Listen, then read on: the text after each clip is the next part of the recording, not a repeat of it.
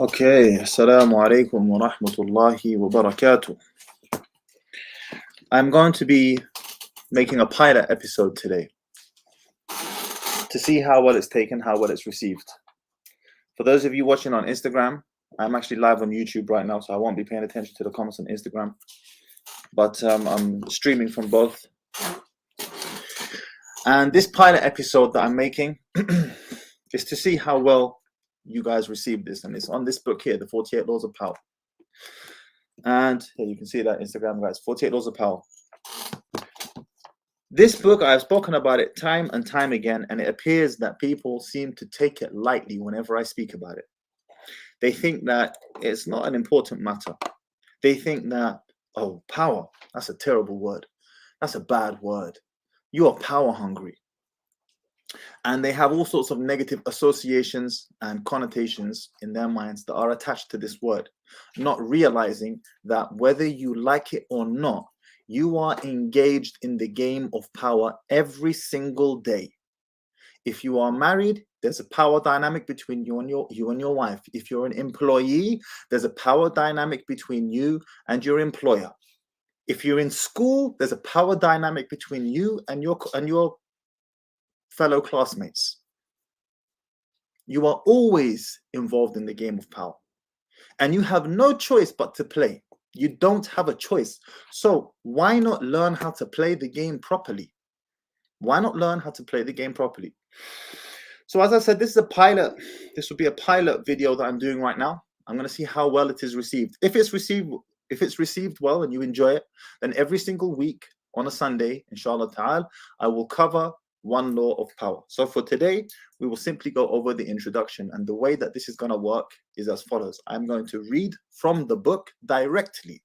We are not going to miss a word, a thing, and then I'll provide my own interpretation as we go along. And now, just to make it clear, of course, the author of this book, Robert Greene, is not infallible.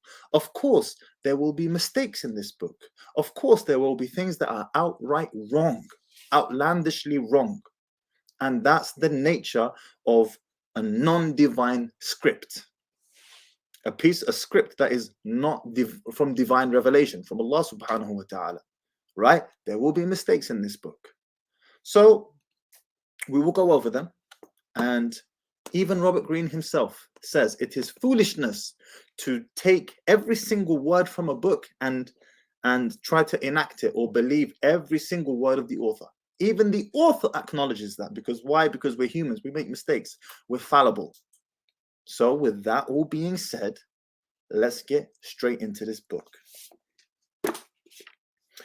Preface. The feeling of having no power over people and events is generally unbearable to us. When we feel helpless, we feel miserable. No one wants less power. Everyone wants more. In the world today, however, it is dangerous to seem too power hungry, to be overt with your power moves. We have to seem fair and decent, so we need to be subtle, congenial yet cunning, democratic yet devious. This game of constant duplicity most resembles the power dynamic that existed in the scheming world of the old aristocratic court. Throughout history, a court has always formed itself around the person in power, the king, the queen, emperor, leader. The courtiers who filled this court were in an especially delicate position. They had to serve their masters, but if they seemed to fawn, if they curried favor too obviously, the other courtiers around them would notice and would act against them. Attempts to win the master's favor then had to be subtle. And even skilled courtiers capable of such subtlety still had to protect themselves from their fellow courtiers, who at all moments were scheming to push them aside. Sound very much like the workplace, huh? Meanwhile, the court was supposed to represent the height of civilization and refinement. Violent or overt power moves were frowned upon. Courtiers would work silently and secretly among any whom used force. This was the courtier's dilemma. While appearing the very paragon of excellence, they had to outwit and thwart their opponents in the subtlest of ways. The successful courtier learned over time to make all of his moves indirect. If he stabbed an opponent in the back, it was with a velvet glove on his hand and the sweetest of smiles on his face. Instead of using coercion or outright treachery, the perfect courtier got his way through seduction, charm, deception, and subtle strategy, always planning several moves ahead. Life in the court was a never-ending game that required constant vigilance and tactical thinking. It was civilized war. Today we face a peculiarly similar paradox to that of the courtier. Everything must appear civilized, decent, democratic, and fair. But if we play by those rules too strictly, if we take them too literally, we are crushed by those around us who are not so foolish.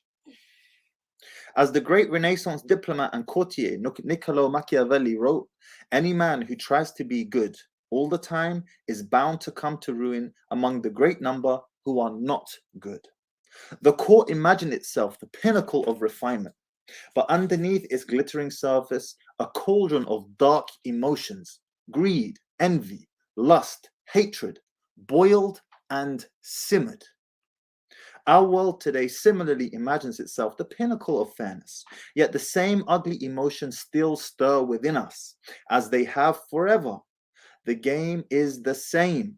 Outwardly, you must seem to respect the niceties, but inwardly, unless you are a fool, you learn quickly to be prudent and to do as Napoleon advised. Place your iron hand inside a velvet glove. If, like the courtier of times gone by, you can master the arts of indirection, learning to seduce, charm, deceive, and subtly outmaneuver your opponents, you will attain the heights of power. You will be able to make people bend to your will without their realizing what you have done. And if they don't realize what you have done, they will neither resent nor resist. To some people, the notion of consciously playing power games, no matter how indirect, seems evil, asocial, a relic of the past. They believe they can opt out of the game by behaving in ways that have nothing to do with power. You must beware of such people. For while they express such opinions outwardly, they are often among the most adept players at power. They utilize strategies that cleverly disguise the nature of the manipulations involved. These types, for example, will often display their weakness and lack of power as a kind of moral virtue. But true powerlessness, without any motive of self-interest, would not publicize its weakness to gain sympathy or respect.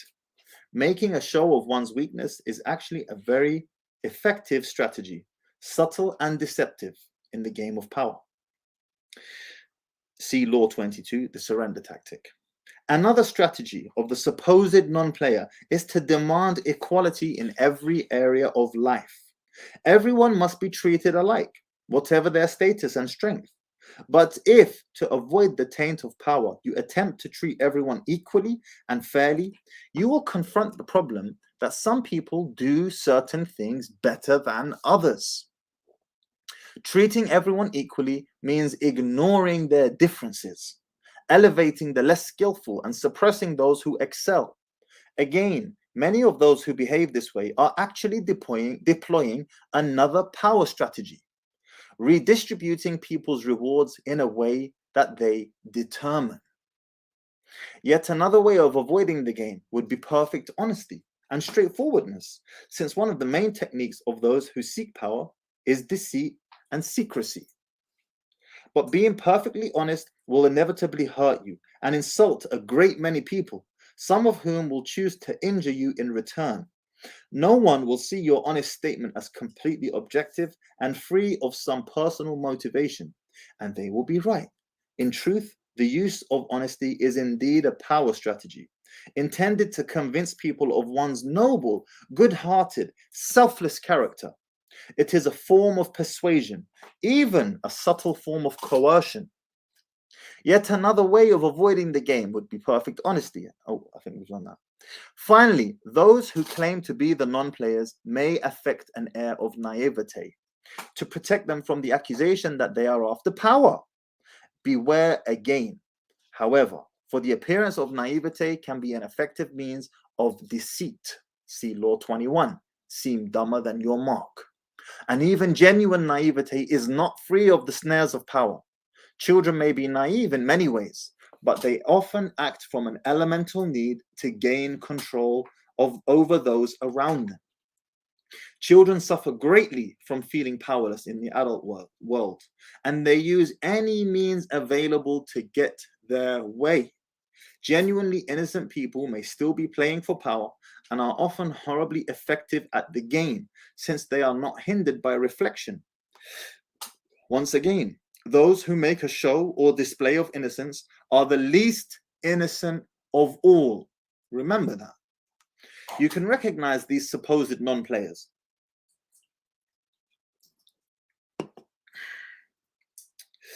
by the way they flaunt their moral qualities, their piety, their exquisite sense of justice.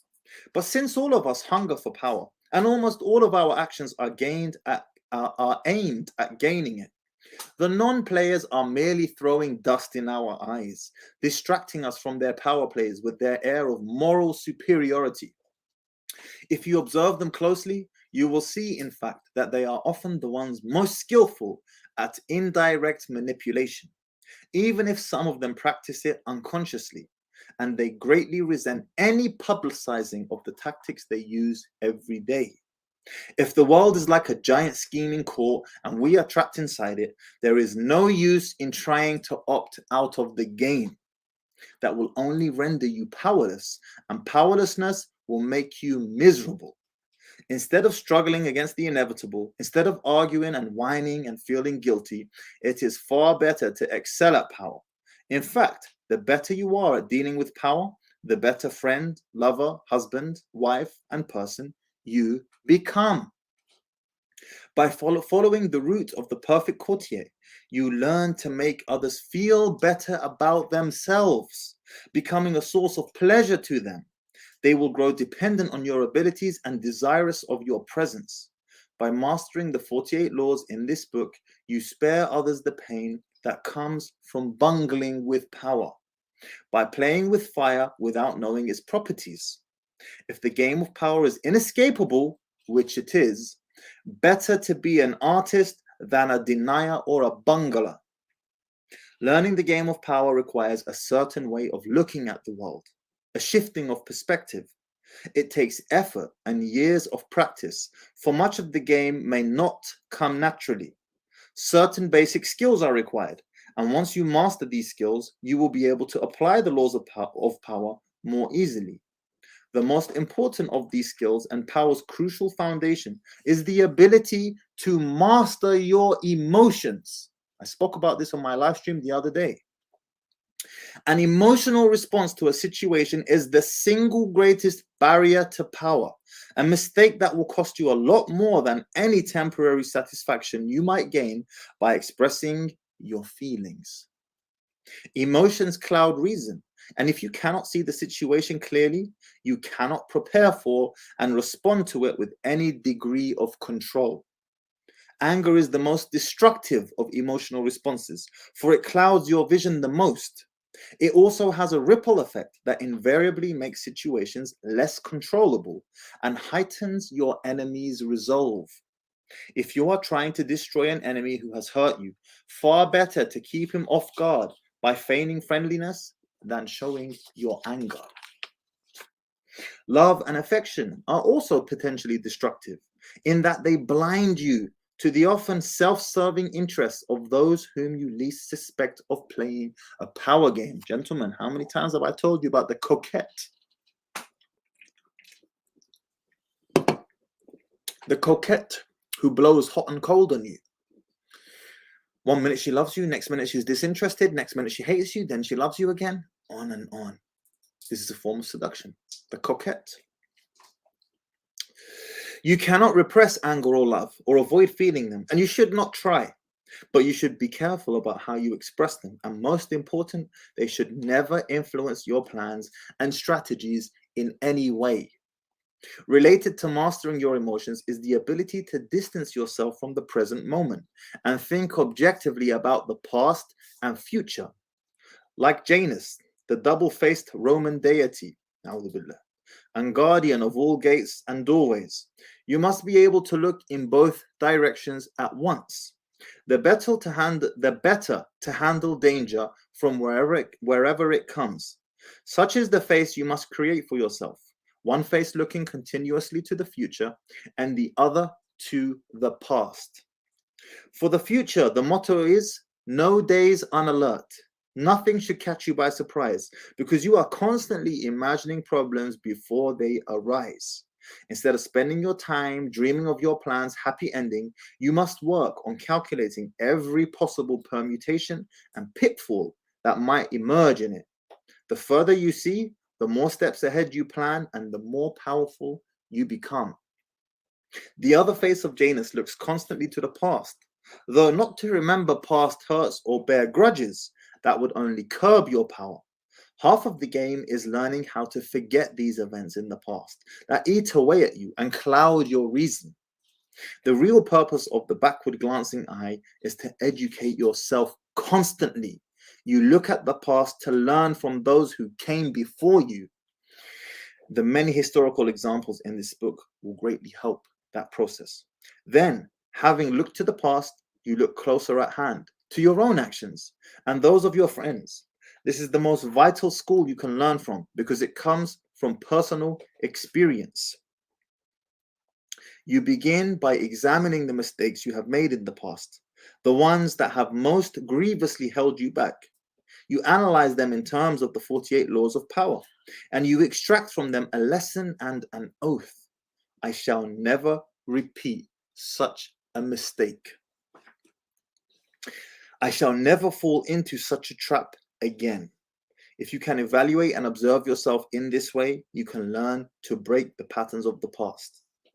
Power requires the ability to play with appearances, and to this end, you must learn to wear many masks and keep a bag full of deceptive tricks. And I know you guys don't like, I told you at the beginning of this book, not everything in this book you're going to be able to take. And this is Robert Greene's writing style. So take what you like and leave what you don't like. Take what is good and leave the bad. Deception and masquerade should not be seen as ugly or immoral. All human interaction requires deception on many levels, and in some ways, what separates humans from animals is our ability to lie and deceive.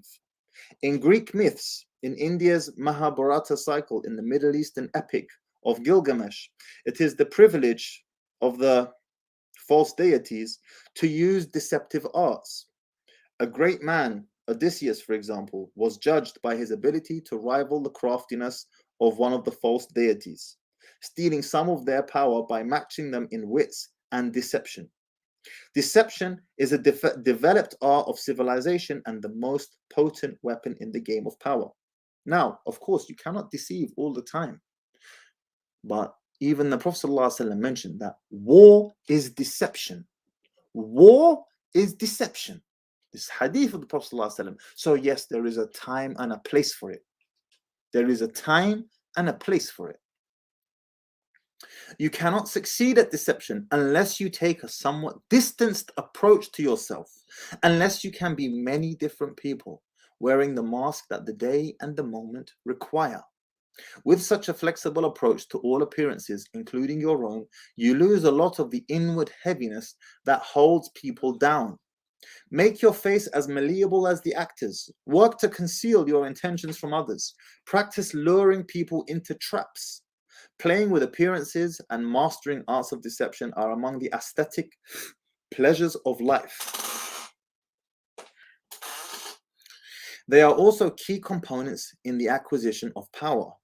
If deception is the most potent weapon in your arsenal, then patience in all things is your crucial shield. Patience will protect you from making moronic blunders.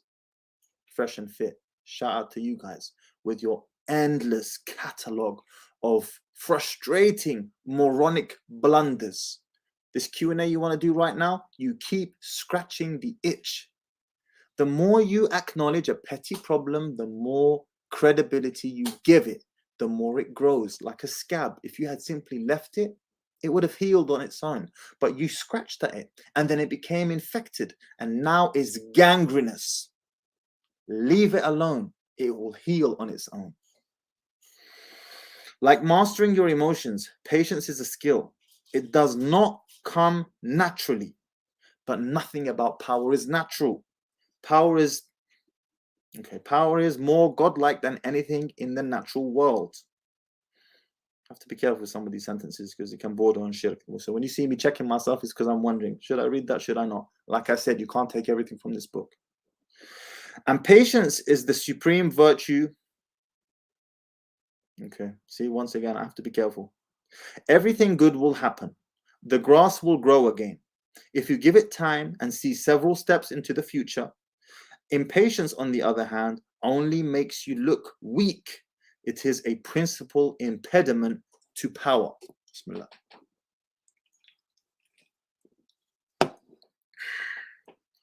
Power is essentially immoral, and one of the most important skills to acquire is the ability to see circumstances rather than good or evil. Power is a game. This cannot be repeated too often. And in games, you do not judge your opponents by their intentions, but by the effect of their actions. You measure their strategy and their power by what you can see and feel. How often are someone's intentions made the issue only to cloud and deceive? What does it matter if another player, your friend or rival, intended good things and had only your interest at heart if the effects of his action lead to so much ruin and confusion? It is only natural for people to cover up their actions with all kinds of justifications, always assuming that they have acted out of goodness. You must learn to inwardly laugh each time you hear this and never get caught up in gauging someone's intentions and actions through a set of moral judgments that are really just an excuse for the accumulation of power. Hang on that statement for a moment. It's only natural for people to cover up their actions with excuses, with a false facade. It's a game. Your opponent sits opposite you. Both of you behave as gentlemen or ladies, observing the rules of the game and taking nothing personally. You play with a strategy and you observe your opponent's moves with as much calmness as you can muster. In the end, you will appreciate the politeness of those you are playing with more than their good and sweet intentions. Train your eye to follow the results of their moves, the outward circumstances, and do not be distracted by anything else. Half of your mastery of power comes from what you do not do. Let me say that again for those who missed that at the back. Half of your mastery of power comes from what you do not do. What you do not allow yourself to get dragged into. For this skill, you must learn to judge all things by what they cost you. As Nietzsche wrote, the value of a thing sometimes lies not in what one attains with it, but in what one pays for it, what it costs us. Perhaps you will attain your goal, and a worthy goal at that, but at what price? Apply this standard to everything, including whether to collaborate with other people or come to their aid. In the end, life is short, opportunities are few, and you only have so much energy to draw upon. And in this sense, time is as important a consideration as any other. Never waste valuable time or mental peace of mind on the affairs of others. That is too high a price to pay. Power is a social game. To learn and master it, you must develop the ability to study and understand people. As the great 17th century thinker and courtier Balthazar Gracian wrote, Many people spend time studying the properties of animals or herbs. How much more important it would be to study those of people with whom we must live or die. To be a master player, you must also be a master psychologist. You must recognize motivations and see through the cloud of dust with which people surround their actions. An understanding of people's hidden motives is the single greatest piece of knowledge you can have in acquiring power. It opens up endless possibilities of deception, seduction, and manipulation. Sounds very Machiavellian, doesn't it? But what you have to understand is, even if this sounds unsavory to you, you are involved in the game of power, whether you like it or not. If you have a wife, there's a power play there. If you are an employee and working with co-workers, there's a power play there. If you're a student and have fellow classmates, there's a power play there, a power dynamic. You don't have a choice. And if you are not aware of these manipulative, deceptive tactics that exist, guess what? You will become a victim to them. So learn them. As Ibn Qayyim said, I learn evil, not to practice it, but to know what to protect myself from. This is one of those examples. People are of infinite complexity, and you can spend a lifetime watching them without ever fully understanding them. So it is all the more important then to begin your education now. In doing so, you must also keep one principle in mind. Never discriminate as to whom you study and whom you trust. Never trust anyone completely, and study everyone, including friends and loved ones. Finally, you must learn always to take the indirect route to power, disguising your cunning. Like a billiard ball that caroms several times before it hits its target. Have you ever played snooker and you've had to pull off some mad move where you hit it, bounce it off multiple walls? That's what he's talking about. Your moves must be planned and developed in the least obvious way. By training yourself to be indirect, you can thrive in the modern court, appearing the paragon of decency while being the consummate manipulator. Consider the 48 laws of power a kind of handbook on the arts of indirection. The laws are based on the writings of men and women who have studied and mastered the game. These writings span a period of more than 3,000 years and were created in civilizations as disparate as ancient China and Renaissance Italy. Yet they share common threads and themes, together hinting at an essence of power that has yet to be fully articulated.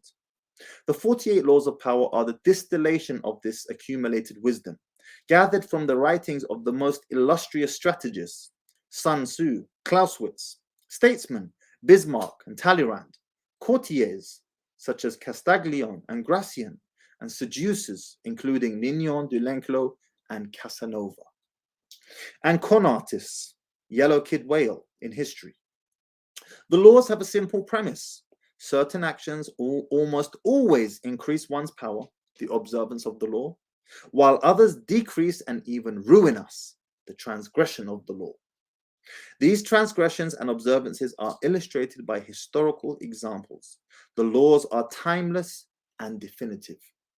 The 48 laws of power can be used in several ways. By reading the book straight through, you can learn about power in general.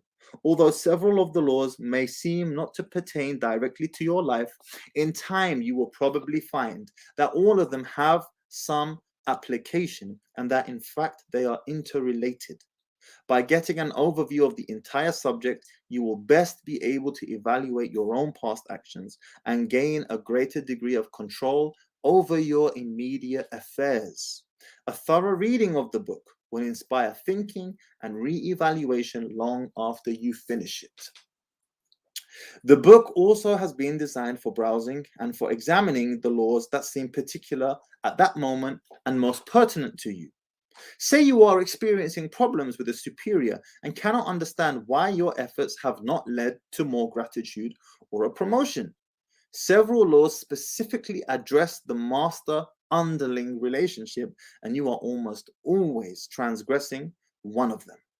By browsing the initial paragraphs for the 48 laws in the table of contents, you can identify the pertinent law. And in this instance here, the master-underling relationship, he is referring to never outshine the master, which is the first law of power in this book. And that is, you might think that you're impressing your boss by putting on a performance, by shining brightly in the workplace, by being exceptional at what you do. But what you don't realize is that you are making him feel insecure. He fears your comeuppance. He fears that you are about to outdo him and maybe you will take his job.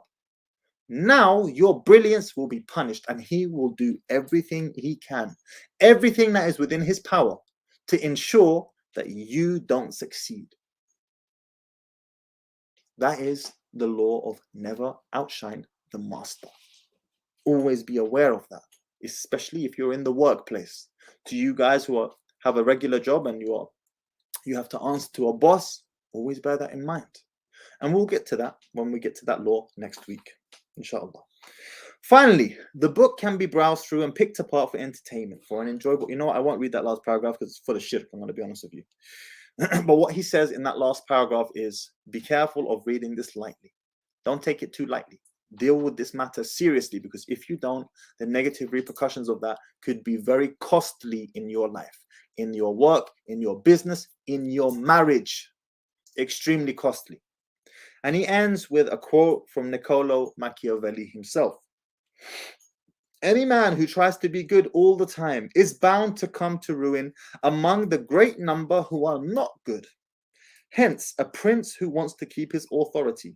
And every time Machiavelli uses the word prince, it's because he's referring to his book, The Prince. You can find it on YouTube. It's a free audiobook. That's Machiavelli's book. He wrote it whilst he was in prison. Hence, a prince who wants to keep his authority must learn how not to be good and use that knowledge or refrain from using it as necessity requires. And that, class, is the introduction to the 48 laws of power. So, what have we learned before I take some questions? And for those of you who are watching on Instagram, I will take all your questions on YouTube. So write my name on YouTube, Mahdi Tijani. In fact, you know, I'll just put it in the comments right here. Mahdi Tijani. Type that. Type this on YouTube for questions. Let me pin that. Pin comment. So if you have a question, come up onto YouTube and ask me there. What have we taken from this book so far? Well, that was just the introduction. And again, this is a pilot episode. I will see how this video does, and I want you guys to let me know in the comments once this video is finished streaming whether you want to learn more or not.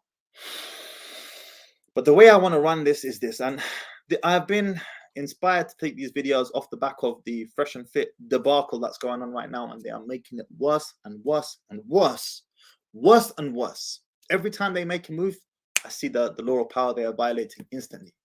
Worse and worse. Anyway, we all experience these problems in everyday life. As I told you, our marriages, between our children, in the workplace. Whether you like it or not, you are involved in this game. You don't have a choice. You are stuck. Unless you go to a mountain and live in a cave on your own, you are stuck in some type of power dynamic between you and whoever it is that you are with. You don't have a choice. You are stuck in this game. So, better to learn how to play the game. Become good at it. So that you are not at the butt end of someone else who is very good at it with malicious intentions, with deceptive intentions. Because then you will be at the butt end of it. And you can benefit by implementing some of these laws yourself. Like I just said, never outshine the master. We'll get onto that law. Always allow the master to be the brightest star in the sky, because he's a human and he could start to feel insecure by the brightness of yourself. Let's go for a couple of these questions. Right. Bismillah. If your question is important, hit a super chat, because I'm going to be picking these at random.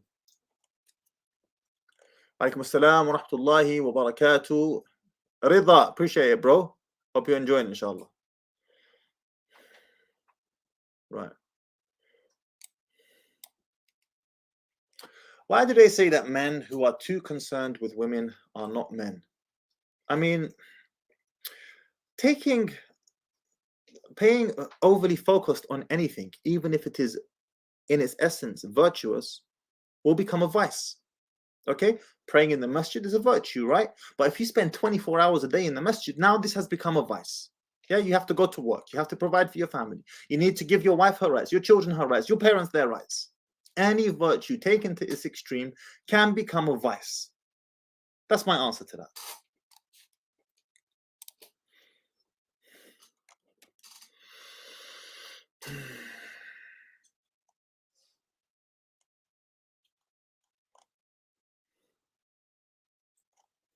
This book looks like it was written by a Freemason. Robert Greene is actually an atheist. To my knowledge, he's not a Freemason, but he does have a very he has a dark style of writing, an extremely dark style of writing. If you want to read one of his books that was super dark, it's The Art of Seduction. That book is like one of my friends, the way he said it to me, said it's like Iblis published that book. It was literally like Iblis published it. But again, you don't have a choice but to learn this stuff. Otherwise, you're going to be at the butt end of people who use these tricks against you. Right. Marcelo, Mahdi, would it be an idea to make a video on each law with your explanation added to it and bring in references from our deen to relate to it? That's a great idea. I will only, because I will repeat this again, I am not an Islamic authority.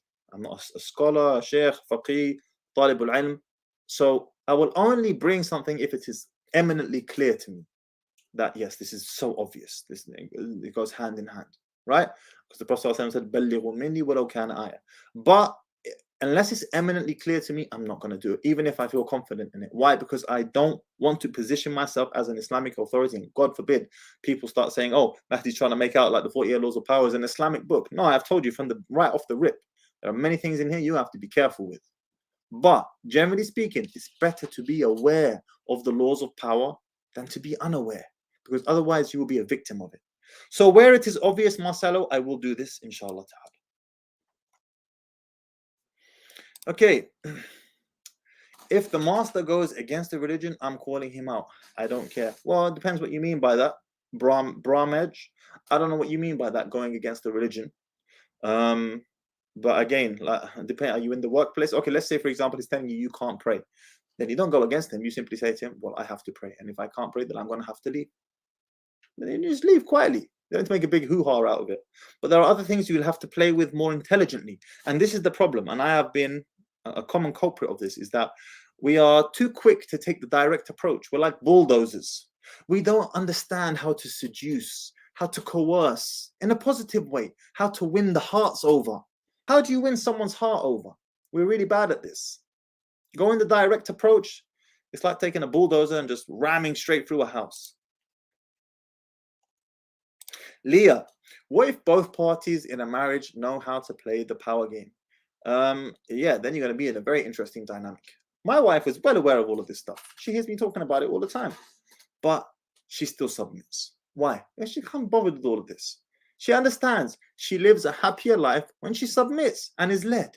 She understands. So we don't have to play these power games. We don't have to. But some women love it. Some men love it. Toxic. And that's why I'm teaching you. I'm teaching you. Just because you're learning it, you don't have to implement it. You don't have to implement it. I don't have these problems with my wife, alhamdulillah, like worrying, is she doing this or she's saying that. No, that's toxic. But you should still be aware of it for people who will implement it and use it against you.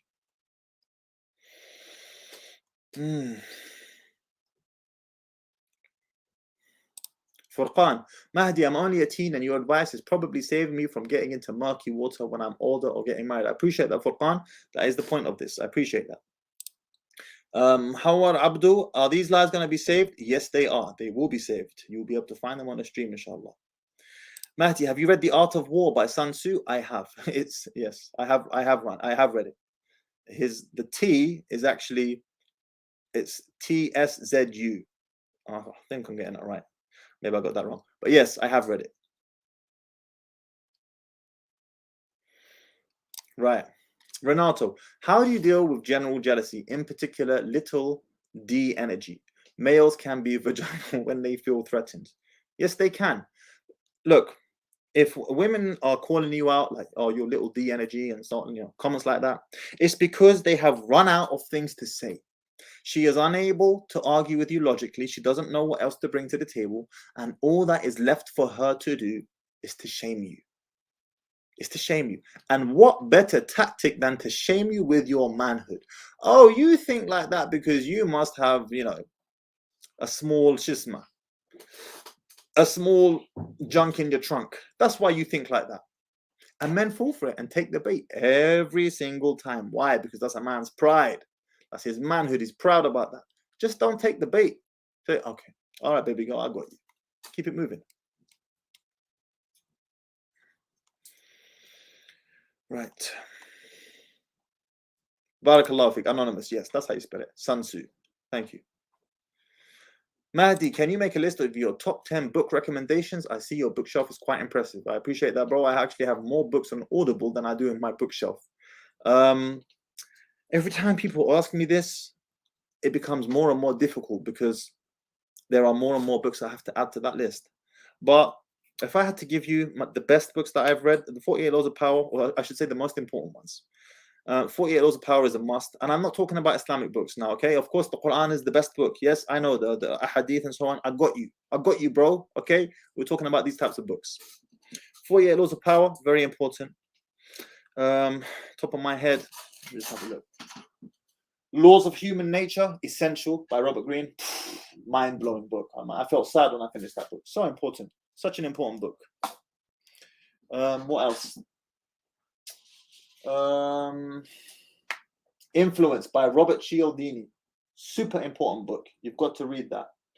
I would say Man's Search for Meaning by Viktor Frankl. Amazing book. I read that book twice. It brought tears to my eyes twice. It's hard for me to give you a top 10 list. It's so hard, but you can start off with that. All right, guys. I'm gonna wrap this up. Inshallah ta'ala. If you liked this video and you want me to go through a law each week, it will take me exactly 48 weeks, then please comment in the description, comment in the comment box once this is posted onto my page, because I need to get a feel. I need to know how the people are responding to this. And if you like it, I will do a weekly stream where we can go over them, and then I'll take questions on it, inshallah. Yeah, Robert Cialdini's book saved my life. Trust me, bro. Jorgen Ibn Strangle, trust me. Okay, please hit that like. Sub the channel. We're on 1.99k subs. Let me refresh that real quick and see where we're at. Is it still 1.99k? Yeah, we're on 1.99k subs. So if you haven't subbed the channel, there's 42 of you live on here right now. Please go ahead and sub the channel. Jazakumullah khair. I really appreciate your support. Without your support, there is no channel. So I appreciate it very much. Jazakumullah khair. Take care. I'll catch you on the next one. Don't forget, if you enjoyed the stream, let me know in the comments and we'll make this a regular. Assalamu alaikum wa rahmatullahi wa